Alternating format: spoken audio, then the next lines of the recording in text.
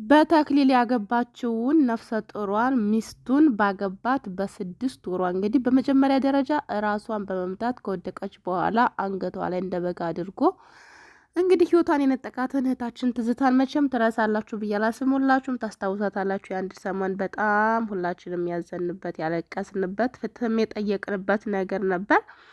ነገሩ ግን በጣም የሚያሳዝንና ተስፋ አስቆራጭ ነበር እና ሰውዬ መሬት ተሰንጥቀው ጣውም እንደሆነ በማይታወቅ መልኩ የደረሰበት ጠፍቶ ነበር። በአንድ ወቅት እንግዲህ ከጎንደር መተማ ሲሄድ ታየ ምናምን በጣም በቃ ሹክሹክታዎች ነበሩ። ሱዳንም ነው ብዙ የተባሉ ነገሮችም ነበሩ። በወቅቱ ምንም ሊደረግ አልቻለም። ተስፋ ቆርጠን ቁጭ ባልንበት ሰዓት በዛሬው ቀን የተሰማ አዲስ ነገር አለ። ፈጣሪ እውነት ያድርገው በሉ ማለት ነው። ዝርዝሩን ተከታተሉ። ሰላም ጤና ይስጥልኝ ወደ የተከበራችሁ ቤተሰቦች እንዴት ናችሁ? ደህና ናችሁ? ወይን ያለው እግዚአብሔር የተመሰገነ ይሁን። እናንተም በያላችሁበት ዓለም ቅርንጫፍ እንደየሰዓታችሁ አቆጣጠር የነጋባችሁ መሸባችሁ የሚያረፈደባችሁን ሰላማችሁ በክርስቶስ ይብዛል። ምክንያቱም ከምንም ነገር በላይ ሰላም ይቀድማል። ሰላም ከሌለ ሁሉ ነገር ከንቱ ስለሆነ ማለት ነው። በዛሬው ቀን ይዤላችሁ የመጣሁት መረጃ እጅግ በጣም አስደሳች መረጃ ነው። እንግዲህ የትዝታ ባለቤት ከዚህ በፊት የዚያ የክፉ 10 ዓመት ሙሉ እህታችን በስደት ስትንከራተት ኖራ ባልሆንሻለሁ አገባሻለሁ ብሎ አታሎ ሸውዶ እሷ በተክሊል እሱ ደግሞ በቁርባን መጋባታቸውን ሁላችንም እናውቃለን። እንግዲህ በትዝታ ጉዳይ ያላለቀሰ ፍትህ ያላለ ሰው አለ ለማለት ይከብደኛል። በጣም በሚያሳዝን ሁኔታ ሁላችንም ልባችን ተሰብሮ ነበረ። የደፋቸው አክሊል እንግዲህ የመስዋዕትነት ነው የሰማዕትነት አክሊል እንደደፋችሁ ብለን በመጨረሻ ብንጽናናም ግን ይሄ ሰው እየደረሰበት ጠፍቶ በጣም አዝነን ነበር። በዛሬው ቀን የተሰማው ነገር እንግዲህ ወደ እንግሊዝ የሚሄዱ ሰዎች እንግሊዝ ላይ አውሮፕላን ላይ እንግዲህ በጣም ሲቁነጠነጥ እንደ ወተት ዕቃ ሲንጠው ወደዚያ ወደዚህ ሲያንቀዠቀዠው ሻይ ቡና እያለ ፓይለቱ ላይ ማለትም አየሩ ላይ አስሬ በሚያዝ ሁኔታ አንድ ሴትዮ እንግዲህ ሀይታው ይሄንን የት ነው የማውቀው? ማለትም እንግዲህ በሶሻል ሚዲያ በጣም የተንሸራሸረ ሰው ነው። ብዙዎች ፍትህ የጠየቁበት ሰው ነው። ስለ ትዝታ ያላለቀሰ ሰው ያለም ሁላችሁም ታውቃላችሁ። እንግዲህ ሀይታው ይሄ ሰውዬ እኮ የትዝታ ገዳይ እኮ ነው አይደለም እንዲህ ብላ እንግዲህ ሄዳ ሆስተሶችን ታናግራቸዋለች። የተፈጠረው ነገር እንዲህ ነው። እንግዲህ ሆስተሶቹም ሰምተው ስለነበረ በጣም ይደናገጣሉ። እርስ በራሳቸው ያወራሉ። እንግዲህ ስሙን ቀይሮ ሀሰን በሚል ስም እንግዲህ ሁሉን ነገሩን ቀይር አድርጎ የሶማሌ ፓስፖርትን የያዘው ነው እየተባለ ያለው። እንግዲህ በሚገርም ሁኔታ እንግሊዝ ሲገባ ነው የተያዘው። እንግዲህ እንግሊዝ ውስጥ አስባችሁታል። እህታችን ከሞተች እርግጥ 80 አልፏታል። አገር ገባ፣ አገሩ ኖረ፣ ዘና ፈታ አለ፣ ቆየ። ኢትዮጵያ ውስጥም ታይቶ ነበር የሚባል ወሬም ነበረ።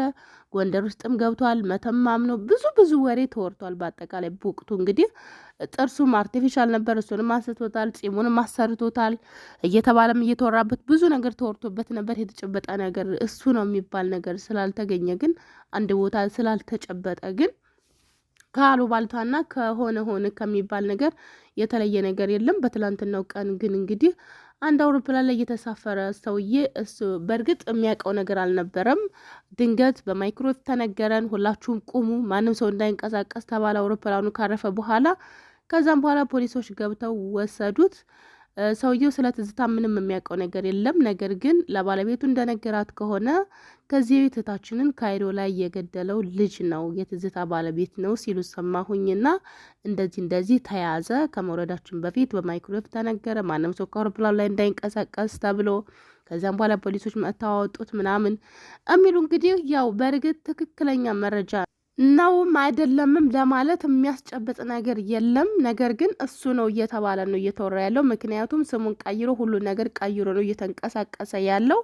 አንዳንዶችም እንግዲህ ፎቶ ተመሳስሎባቸው እንዳይሆን በሰው ተመሳስሎ እንዳይሆን የሚሉም እንዳሉ ሆነው በርካቶች እንግዲህ እርግጠኛ ሆነው ለመሲ ሲነግሯት ነበር ማለት ነው። እኔም በጣም ደስ ብሎኛል። ይህን አስደሳች ዜና ደግሞ ቤተሰቦች እናንተ መስማት አለባችሁ። ስንቶቻችንን የተቃጠልን ያረርን ያንጨረጨረን ይሄ ሰውዬ የክፉ እህታችን 10 ዓመት ሙሉ በስደት ስትንከራተት የኖረችበትን ገንዘቧን ቅርጥፍ አድርጎ ይዞ ሄዶ ዛሬ እሱ ዘና ፈታ ከአንዱ ሀገር አንዱ ሀገር እንቁልልጭ የሚጫወት ነው ማለት ነው። እንግዲህ እህቷ እንደተናገረችው እኮ ነው መሲ ላይ 10 ዓመት ሙሉ ስትሰራ አንድም ቀን ብር ወደ ሀገሯ ልካ አታውቅም ነው ያለችው።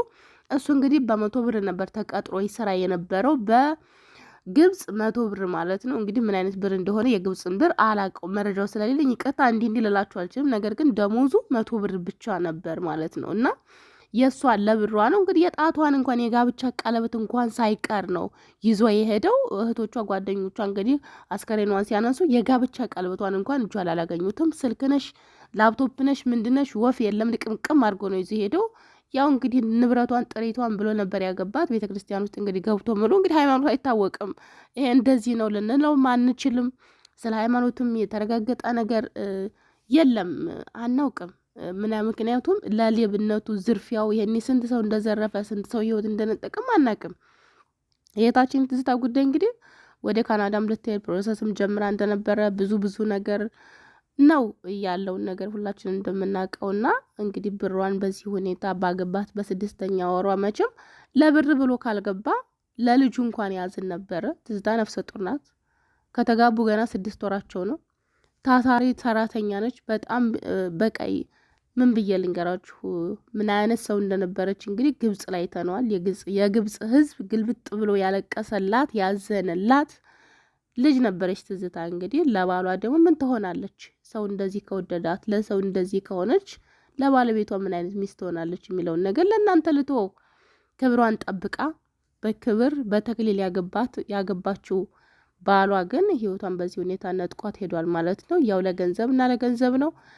ገንዘብ የትም አያደርሰውም። ፈጣሪ ሲያንቀዠቅዠው ስሙንም ቢቀይርም ፓስፖርቱንም የሶማሌ አድርጎ ቀይሮ እንግሊዝ ሀገር ልገባ ቢልም እንግዲህ በደረሰበት የፎቶ መሰራጨት በርካቶች ስላወቁት በቁጥጥር ስር ውሏል ማለት ነው የተባለው። እንግዲህ ያለው መረጃ ይሄ መረጃ ምንድን ነው የሚለውን ደግሞ የተጣራው መረጃ ከዚያው እንግሊዝ ውስጥ ካሉ የኢትዮጵያ ኮሚኒቲ እስከሚሰማ ድረስ እንግዲህ ያለው ነገር ይሄ ነው። በአጠቃላይ እህቷም እንግዲህ ከኢትዮጵያ የተነገራትን እዚያው ፕሌኑ ላይ ለሆስተሶቹ ጥቆማ ያደረገችው ልጅ ደውላ እንደነገረቻቸው እንደገናም ደግሞ አንድ ወንድማችን እንደዚሁ እዚያው ፓይለቱ ላይ እንግዲህ ፓይለቶቹ እንደተናገሩት ከአውሮፕላን እንዳትንቀሳቀሱ ባላችሁበት ቁሙ ብለው ፖሊሶቹ ገብተው እሱን እንደወሰዱት ስለሱ የሚያውቀው ነገር ምንም ነገር ባይኖርም ለሚስቱ ሄዶ ተናግሮ እሷም ለመሲ ነግራለች። እንደዚሁም ደግሞ ሌላም እንደዚሁ አንድ ተሳፋሪ አብሯቸው ተሳፍሮ የነበረ እንደዚሁ ወደ እንግሊዝ ይሄድ የነበረ ሰውዬ እሱም እንግዲህ እንደዚህ መያዙን ሰማ በጣም ተደስቼ ያስኩት ዶሮ ነበር ከጓደኞች ጋር በደስታ በላሁት ሲል እሱም ተናግሯል ለመሲ ማለት ነውና መሲ ያለውን ነገር አጠናቅራ ይዛ መጣ መረጃውን እንግዲህ ሼር አድርጋለች። አሁን የሚጠበቀው ነገር ምንድነው? በእንግሊዝ የሚኖሩ ኢትዮጵያውያን ኮሚኒቲ ወሬውን መረጃውን አጣርቶ እስከሚያደርስ ድረስ ነው። እሱ ነው ወይ አይደለም ወይ ትክክለኛው ነው ወይ ወይንስ በፎቶ ተመሳስሎ ነው ወይ የሚለው ነገር ተጣርቶ ከታወቀ በኋላ ወደ ግብጽ እንዲላክ እንደሚደረግ ነው እንግዲህ እየተነገረ ያለው ማለት ነው። ግብጽ ሀገር እንግዲህ ያለ ህግ እሱን እንዲዳኘው ነው እንጂ ማንኛውም ዳኛ እንዲዳኘው አንፈልግም። ስለዚህ ሁላችሁም ኢትዮጵያውያን ኤርትራውያን እስከዛ ድረስ አብራችሁ ነበራችሁ፣ ከዚህ በኋላም አብራችሁን ይሆኑ ስትል የትዝታ እህትም እንግዲህ ድምጿን ሰጥታለች ማለት ነው በትናንትናው ቀን። ለማንኛውም ያለው መረጃ እንግዲህ ትክክል ነው አይደለም፣ በፎቶ ተመሳስሎ ነው ወይንስ ራሱ ሰውየው ነው የሚለውን ነገር እንግዲህ ማጣራትና ማረጋገጥ የሚችሉት እዚያው እንግሊዝ ላይ ያሉት ኢትዮጵያውያን ኮሚኒቲዎች ናቸው ማለት ነው። የእነሱን እንግዲህ ድምጽ ነው እንግዲህ የምንጠብቀው። ያለው ነገር ምንድን ነው የሚለውን እኔም እንግዲህ እንደሰማው ይዤ ወደ እናንተ መጥቼ የምነግራችሁናል። ቤተሰቦች ፈጣሪ እሱ ያድርገው በሉ። ደግሞም እሱ ነው እርግጠኛ ነኝ። ምክንያቱም አንድ ሰው አይደለም ስለ እሱ ነው ያለው። በጣም ተደጋጋሚ 2-3 ሰዎች ናቸው እሱ እንደሆነ የተናገሩት ማለት ነው። በፎቶም ላይ እንግዲህ እንደምናየው እሱ ራሱ ነው። ያው ራሱን ቀይሮ ጺሙም ሁሉም ነገር ብዙ ነገሮች ተቀይሯል። በእርግጥ ግን እኔ እሱ ራሱ ነው ብዬ ነው ማስበው። ተመልከቱ፣ እንደምታዩት በምስሉ ላይ ራሱ ነው። በቃ አለቀ። ራሱ እንደሚሆን እኔ አልጠራጠርም። ግን እዚያ ኢትዮጵያውያን አረጋግጠው መረጃውን እስከሚያመጡ ድረስ እንደው በጉጉት ነው እኔ ራሱ የምጠብቀው። ምክንያቱም እሱ እንዲሆን ፍላጎቴ ነው። በቃ እሱ እንዲሆን እፈልጋለሁ። ቤተሰቦቿ እንዲተኙ እፈልጋለሁ። እንቅልፍ መተኛት አለባቸው፣ እፎይ ማለት አለባቸው እንጂ እንደፈለገ ገንዘቧንም ህይወቷንም ይዞ ሲያንዛርጥ መኖር የለበትም እና ፈጣሪ እሱ ያድርገው። ለማንኛውም ያለውን መረጃ አጠናቅሬ ይዤላችሁ እመጣለሁ ማለት ነው። እሱ ባይሆን ራሱ መቼም ከህግ አካላት ቢያመልጥም ከህሊናው ማምለጥ አይችልም። ህሊና ደግሞ ዳኛ ነው። ፈጣሪ ለእህታችን ለትዝታ ነፍሷን ይማረው።